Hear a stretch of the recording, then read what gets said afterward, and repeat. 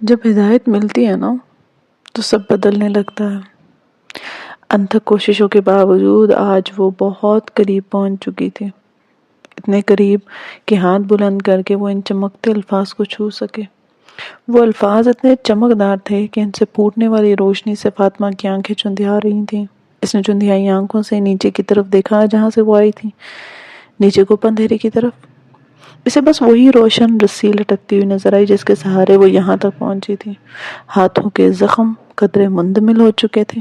اس نے دوبارہ سے سر اٹھا کر ان الفاظ کی طرف دیکھا اور غور سے پڑھنے کی کوشش کی۔ الست بربکم، عربی میں یہ لکھے الفاظ اس کے لیے ناشنا نہیں تھے۔ اسے یاد تھا کہ اس نے قرآن میں یہ الفاظ پڑھے ہیں۔ ان الفاظ نے اس کے چہرے پر ایک عجیب حسین مسکراہٹ بکھیر دی تھی۔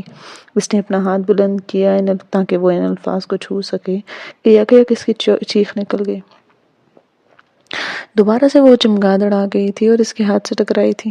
اس کے چیختے یہ منظر یک بدل چکا تھا۔ اس نے خود کو ایک منور، ایک روشن ماحول میں سجدہ کرتے ہوئے پایا تھا۔ ابھی سجدے میں سر رکھے وہ اس منور ماحول کا نور اپنے اندر اتار رہی تھی کہ ایک آواز آئی، الست بربکم، اور ساتھ ہی اس کی آنکھ کھل گئی۔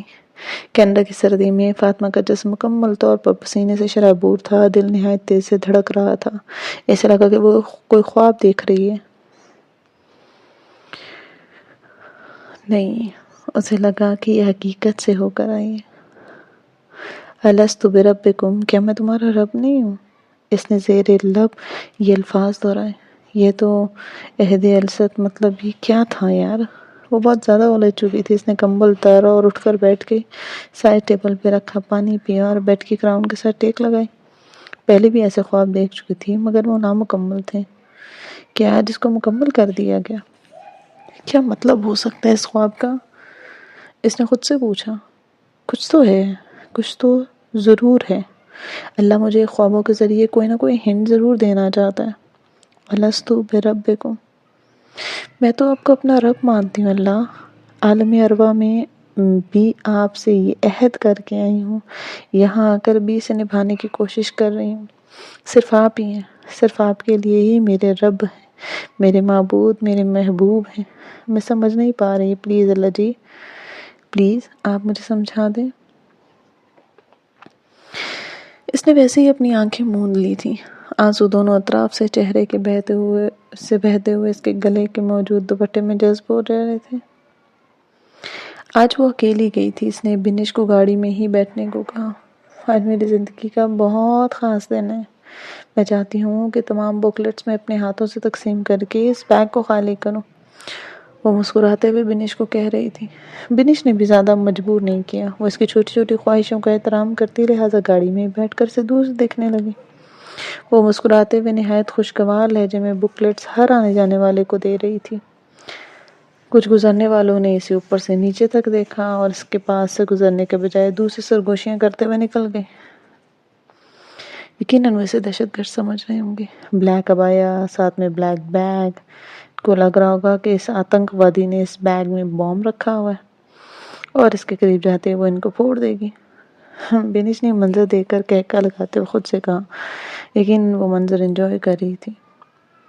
یک ایک سنہری لڑکی پلٹ کر اس کی طرف آئی، اس سے مسکراتے ہوئے کچھ کہنے لگی۔ بینش نہایت دلچسپی سے ان دونوں کو دیکھنے لگی۔ فاطمہ نے اس بات میں سر ہلاتے ہوئے اسے بیگ سے 2 بکلیٹس نکال کے دیے جن پر وہ شکریہ ادا کرتے ہوئے وہاں چلی۔ اوہ، تو دوبارہ لینے آئی تھی وہ، اس نے مسکرا کر سوچا۔ فاطمہ نے اب بیگ میں جھانک کر دیکھا، شاید وہ خالی ہو چکا تھا۔ اب وہ بیگ اٹھا کر آسمان کی طرف دیکھ رہی تھی۔ کمال لڑکی ہے یار یہ، پہلی بار دیکھا ہے ایسے کسی کو اللہ سے باتیں کرتے ہوئے۔ بینش نے حسرت بھری نگاہوں سے سوچا۔ فاطمہ، کچھ ہی لمحوں بعد اس نے خود کو چیختے ہوئے پایا۔ فاطمہ گاڑی کے پاس آتے ہوئے بے ہوش ہو کر گر پڑی تھی۔ بینش اسے پکارتے ہوئے فوراً گاڑی سے نکل کر اس کی طرف لپکی۔ فاطمہ کو دوبارہ سے ہاسپٹل ایڈمٹ کر دیا گیا تھا۔ اس کی حالت تیز سے بگڑ رہی تھی۔ ڈاکٹرز بھی پریشان تھے کیونکہ انہیں یقین نہیں تھا کہ ٹرانسپلانٹیشن جو ہے وہ اس طرح سے انسکسیسفل ہوگی، مگر اب وہ دوبارہ سارے ٹیسٹ کیے جا رہے تھے۔ وہ صبح سے بے ہوش تھی اور اس کا رنگ بہت پیلا پڑ چکا تھا۔ آنٹی پلیز حوصلہ کریں، وہ ٹھیک ہو جائے گی۔ بینیش مسز ریان کو کندھے سے پکڑ کر تسلیاں دے رہی تھی، جنہوں نے اپنا رو رو کر برا حال کر لیا تھا۔ بیٹی کے غم میں وہ دن بدن گھلتی جا رہی تھی۔ ڈاکٹرز چیک اپ کر رہے ہیں نا، انشاءاللہ ٹھیک ہو جائے گی۔ مسز ریان کا رونا بدستور جاری رہا۔ گویا بینیش کی بات انہوں نے سن کر بھی انسنی کر دی تھی۔ ریان صاحب پریشانی کے عالم میں ہاتھ کمر پہ باندھے ایمرجنسی وارڈ کے آگے چکر لگا رہے تھے۔ فاطمہ 3 گھنٹوں سے اندر تھی، اتنے میں 2 ڈاکٹرز باہر آئے۔ انہوں نے ارد گرد کا جائزہ لیا۔ مسز ریان کو روتا دیکھ کر انہوں نے ریان صاحب کو اپنے ساتھ آنے کا کہا اور آفس کی طرف بڑھ گئی۔ یہ کہاں جا رہی ہیں؟ پتہ نہیں آنٹی، یہ تو تایا جان آ کر ہی بتائیں گے نا۔ بینیش کا دل ایک دم دھڑکا تھا اور اس نے دل دل میں دعائیں مانگی۔ میں کب سے آپ سے ملنا چاہ رہی تھی ڈیئر فاطمہ، مگر مجھے اتنی جلدی جانا پڑ گیا کہ میں کوئی کانٹیکٹ نمبر نہیں لے سکی، نہ آپ کا ایڈریس، مگر میں خدا سے دعا کر رہی تھی کہ میں آپ سے ملوں۔ سسٹر لیزا نے اپنائیت سے فاطمہ کو انجیکشن لگاتے ہوئے کہا، میں نے بھی آپ کے جانے کے بعد آپ کو بہت مس کیا۔ اس نے مسکرا کر سسٹر لیزا کو جواب دیا۔ کتنی پیاری تھی نا یہ جب آئی تھی۔ بیماری انسان کو کیسے کھا جاتی ہے۔ فاطمہ واقعی بہت زیادہ کمزور ہو گئی تھی۔ کینسر کی وجہ سے اس کے بال جھڑنا شروع ہو گئے تھے، رنگ پیلا، آنکھیں زرد اور سیاہ ہلکے پڑ چکے تھے۔ کوئی بھی پہلی بار اس کو دیکھ کر پہچان ہی نہیں پاتا تھا کہ یہ وہی فاطمہ ہے۔ اسے ہاسپٹل میں ایڈمٹ ہوئے 1 ہفتہ گزر چکا تھا۔ سسٹر، ایک بات پوچھوں؟ جی پوچھیں۔ کیا میرا کینسر بہت زیادہ سیریس ہو چکا ہے؟ کیوں؟ کیا ہوا؟ پتہ نہیں، مجھے ایسے لگتا ہے جیسے، پتہ نہیں، مگر ماما پاپا کا رویہ بہت بدل گیا۔ مجھے ایسے لگتا ہے وہ مجھ سے کچھ چھپا رہے ہیں۔ آپ فکر نہیں کریں ڈیئر فاطمہ، آپ تو خدا سے محبت کرنے والی لڑکی ہو، خدا کبھی آپ کو مایوس کرے گا؟ ویسے فاطمہ، میں تمہاری بہت شکر گزار ہوں۔ کس لیے؟ تم نے جاتے وقت جو تحفہ میرے لیے چھوڑا تھا نا، اس کے لیے۔ اوہ، وہ تو میرے ذہن سے ہی نکل گیا تھا۔ میری یادداشت بھی کمزور ہوتی جا رہی ہے۔ خیر، آپ نے کھولا اسے؟ جی، پھر؟ فاطمہ کو سمجھ نہیں آ رہی تھی وہ کیسے پوچھے اس نے تجسس کے مارے سسٹر لیزا کی طرف دیکھنا شروع کیا، جو شاید جواب ہی ڈھونڈ رہی تھی۔ میں اس دن اس ٹاپک پہ بات کرنا چاہتی تھی، مگر آپ کے فادر کے آنے کی وجہ سے بات مکمل نہیں ہوئی، اور پھر اس کے بعد مجھے اچانک جانا پڑا تو موقع ہی نہیں ملا یہ بات کرنے کا۔ ہاں، یقیناً اس میں بھی اللہ کی کوئی حکمت ہوگی نا، اور دیکھیں مجھے اللہ نے دوبارہ آپ سے ملوا دیا۔ ہاں، اب مجھے سمجھ آ رہا ہے۔ کیا؟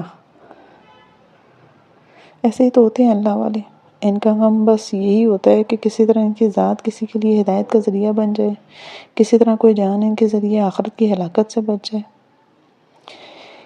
وہ کسی اندھیرے میں بھٹکتے شخص کو، کسی منزل سے غافل شخص کو اس کے ہاتھ سے تھام کر جنت کے راستے پر لیے ہیں۔ اللہ سے جوڑنے والے دراصل ایسے ہی تو ہوتے ہیں۔ تب میرا علم مکمل نہیں تھا۔ میں جب یہاں سے چھٹیاں لے کر گھر گئی تو عجیب الجھن کا شکار تھی۔ گھر میں گرینڈ فادر کے روم میں بائبل کا مقدس عہد نامہ جدید اور قدیم دونوں ملے تو وقت نکال کر اسے پڑھنا شروع کیا۔ فاطمہ، اب تک میں نے باقیوں کی طرح اپنی آباء و اجداد کی اندھی تقلید کی ہے۔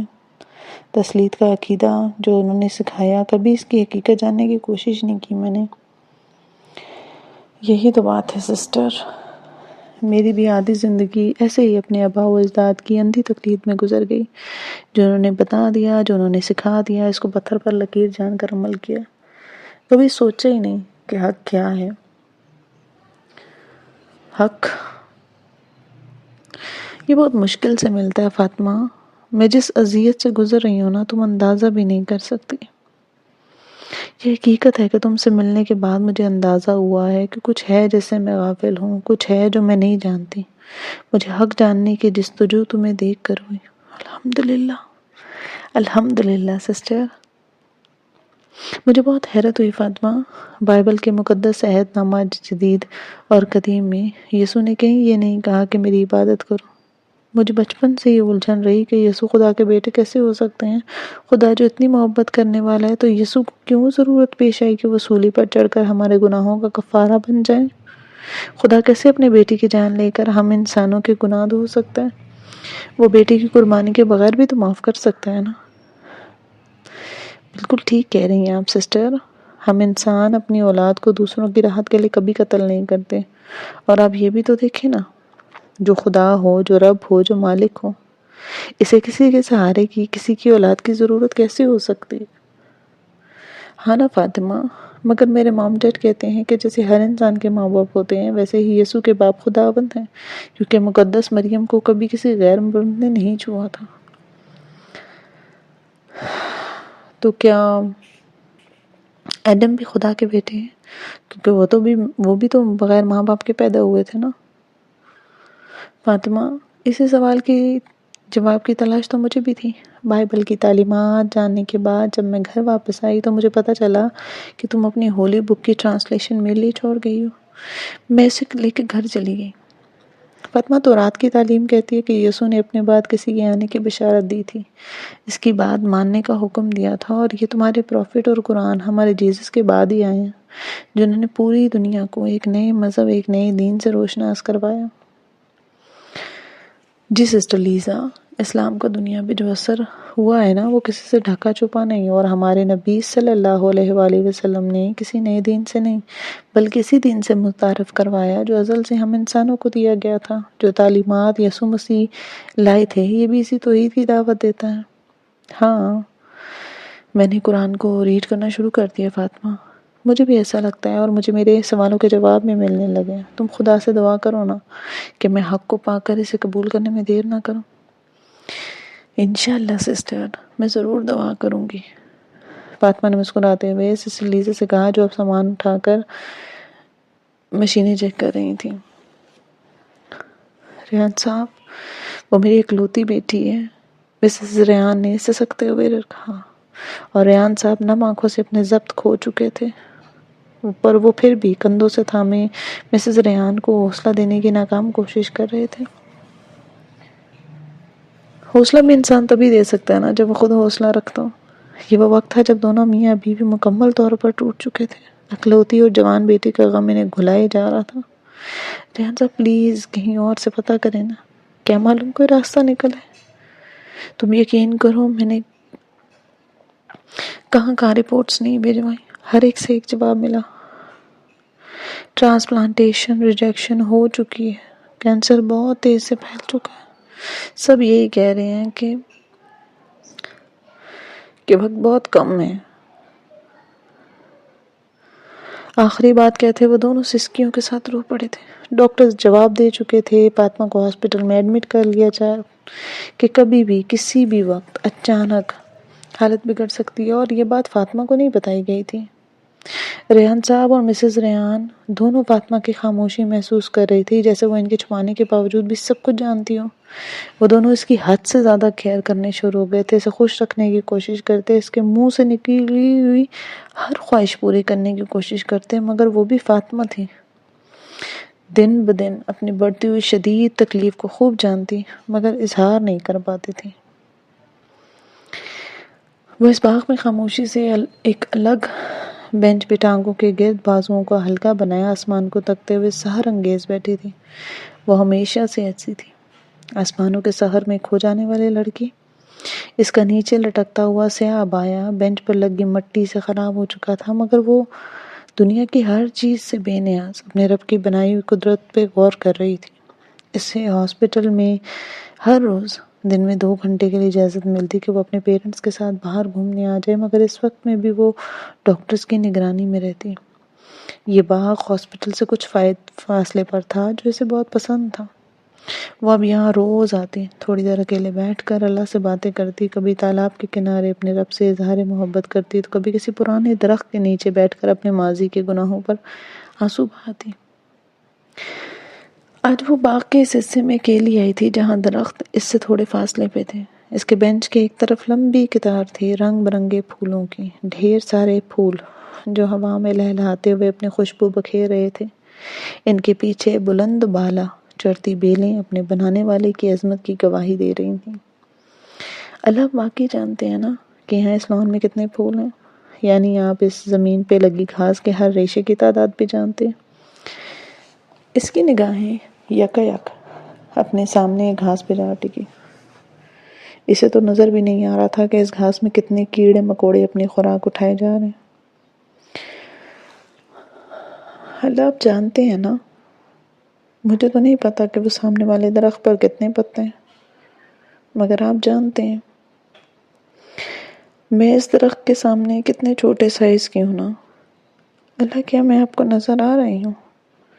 آنکھیں بس مانو کی طرف اٹھ گئی تھیں اور آنسوں کی لڑیاں بہانے لگی تھیں۔ اللہ آپ 7 آسمانوں کے پار عرش پر اتنی بلندی پر اتنی دور ہونے کے باوجود آپ مجھے کتنا جانتے ہیں، مجھ سے زیادہ میرے قریب ہیں۔ اللہ میری کیا اوقات ہے آپ کے سامنے؟ اس رب کی بڑائی کے احساس نے اسے رب سے ملاقات یاد دلا دی تھی۔ بس کچھ گنے چنے دن اور اس کا مائنڈ معاف ہو جایا کرتا تھا، یہ سوچ سوچ کر بس کچھ اور ماں، بس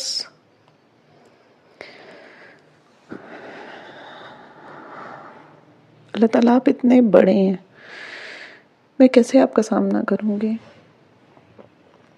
اللہ میری آنکھیں بہت گنہگار ہیں، یا اللہ مگر یہ آپ کو دیکھنا چاہتی ہیں، یا رب بھی آپ کا دیدار چاہتی ہیں۔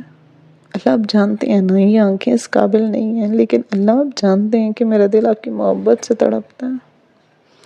اللہ میرا دل کرتا ہے آپ سے ملنے کو، اور یہ بھی کہ جب میں آپ کے پاس آنے لگوں نا اللہ، میرے لیے آسمان کے دروازے کھولے جائیں۔ اللہ مجھے ہر فرشتہ خوش ہو کر بتائے کہ تمہارا رب تم سے راضی ہے۔ مجھے آگے بڑھ کر مبارکباد دیں کہ تمہارا رب تم سے ملنے کا منتظر ہے۔ اللہ میں گنہگار آپ سے ملنا چاہتی ہوں۔ اللہ میں موت کے وقت آپ کی رضا، آپ کی جنتوں کی بشارت چاہتی ہوں۔ اللہ پلیز، اللہ کیا آپ مجھ جیسی حقیر بندی سے محبت کرتے ہیں؟ کیا آپ مجھ سے ملنا چاہتے ہیں؟ اللہ سچی میں میرا اب دل نہیں لگتا ادھر، مگر مجھے بہت ڈر لگتا ہے کہ اللہ اگر میں نے کوئی ایسا عمل نہیں کیا جس پر آپ مجھے جنت میں جانے کا ٹکٹ نہ دیں۔ میں بہت چھوٹی ہوں اللہ، اس درخت سے بھی چھوٹی، میری یہی اوقات ہے۔ آپ جانتے ہیں نا اللہ، دن بدن میرے دل کی حالت عجیب ہوتی جا رہی ہے۔ یہ لوگوں سے بے نیاز ہو چکا ہے، یہ دنیا قید خانہ لگتی ہے اللہ۔ میں موت نہیں مانگتی، مجھے ڈر لگتا ہے اس سے، مگر اس تکلیف دہ مرحلے سے گزرے بنا تو میں آپ سے نہیں مل سکتی نا۔ اللہ میرے بہتے آنسو دیکھ رہے ہیں نا، اللہ میرے پاس ان آنسوؤں کے سوا کچھ بھی نہیں، کچھ بھی نہیں ہے۔ انہیں قبول کر لینا، ان کے ذریعے میرے حصے کی جہنم کی آگ بجھا دینا۔ آپ کے سوا تو میں کسی سے نہیں مانگتی، اگر آپ بھی نہیں دیں گے تو میں کہاں جاؤں گی؟ اللہ میں آپ کی رحمت کی منتظر ہوں۔ اللہ آپ کی رضا کی کتنی اذیت ہے صرف اس سوچ میں کہ میرے پاس چند دن ہیں، اس کے بعد میں مٹی کے نیچے دفن ہو جاؤں گی۔ اللہ میرے لیے میری موت کو میری راحت کا سامان بنا دے، اس تکلیف کے بدلے مجھے جہنم سے رہا کر دینا اللہ۔ کیا آپ اس دل کو جلائیں گے جو آپ کی محبت میں دھڑکتا ہے، جو آپ کی قربت چاہتا ہے یا رب؟ کیا آپ ان آنکھوں کو آگ میں جھلسائیں گے جو آپ کے لیے آنسو بہاتی ہیں اللہ؟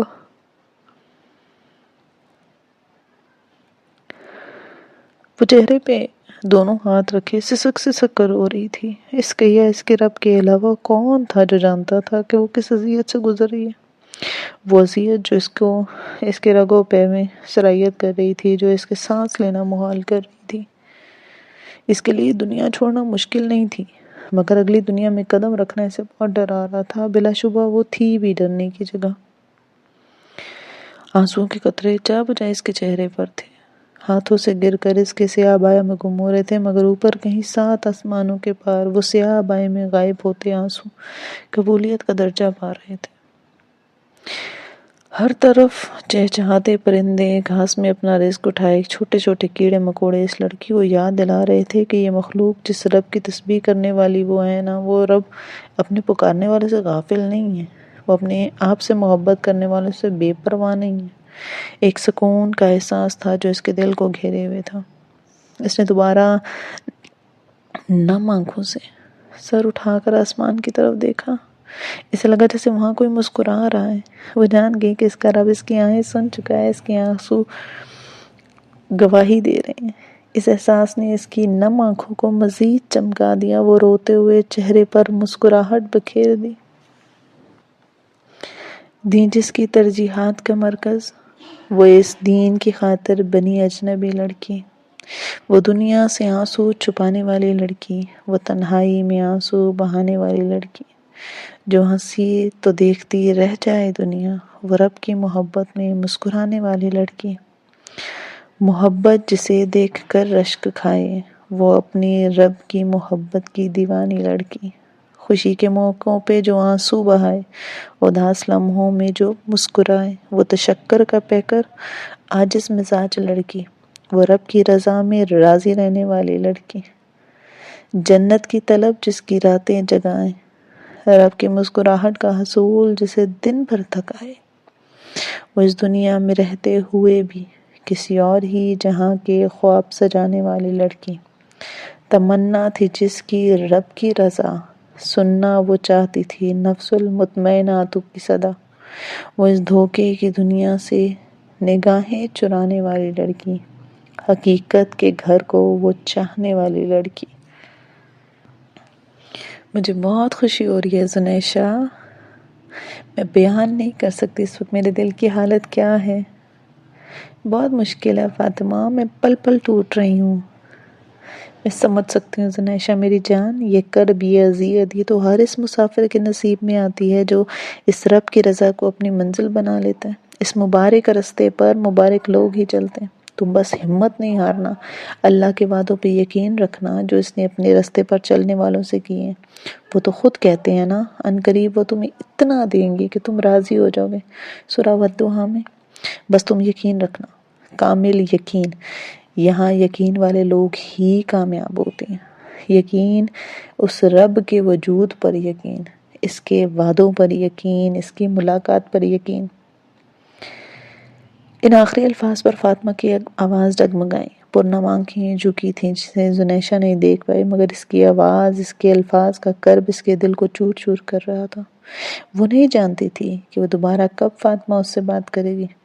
اسے مسز ریان نے ساری سچویشن بتا دی تھی، اور یہ بھی کہ ڈاکٹرز نا امید ہو چکے ہیں، اب صرف دعا ہی واحد سہارا ہے، اور وہ سب اسے ہی تھامے بیٹھے تھے۔ وہ جانتی تھی کہ اب فاطمہ خاموش ہو گئی ہے تو ہو گئی، اور ایسا ہی ہوا۔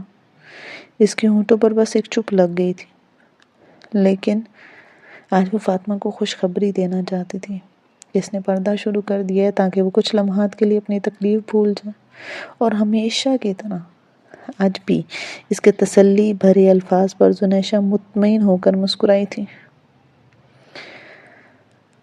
زنیشا، قرۃ العین سے کہنا کہ مجھ سے بات کریں، 2.5 مہینے ہو گئے، کوئی خبر ہی نہیں۔